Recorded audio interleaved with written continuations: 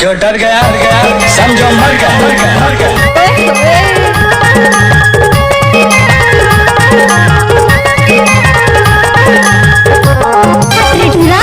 नाच ना वो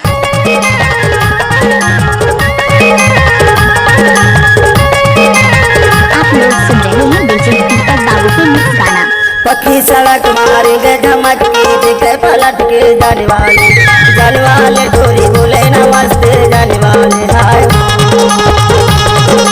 जाने वाले भाई जाने वाले टूरी जाने वाले भाई जाने वाले टूरी जाने वाले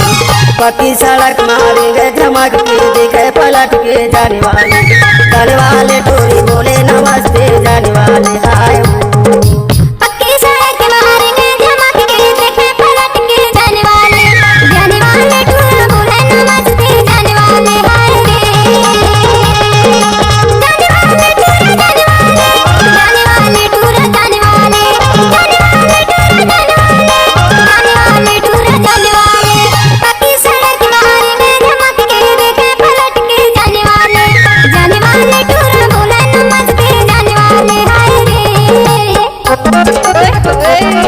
कोई भी गाना को बनाकर डालना तो दीपक बाबू का आदत है।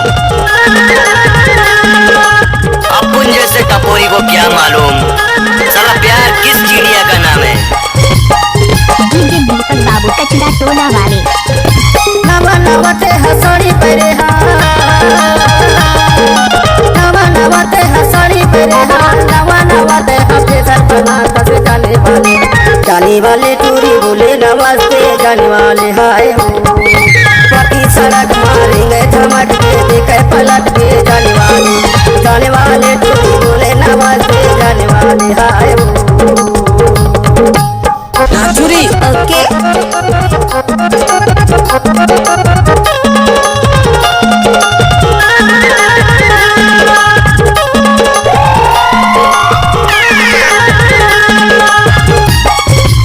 मिक्सर बाय दीपक सुब्राम कचरा टोला वाले।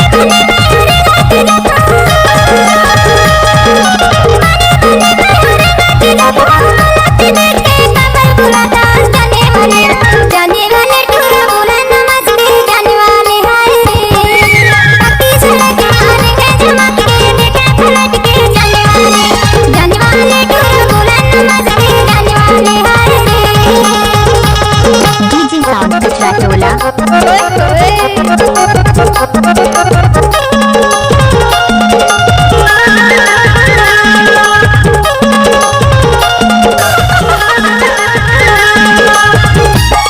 डीजे दीपक बाबू कचरा टोला वाले।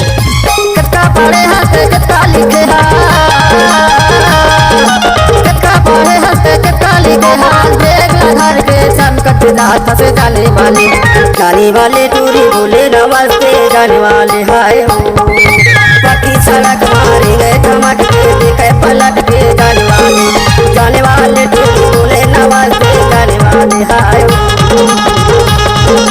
जाने वाले टूरी जाने वाले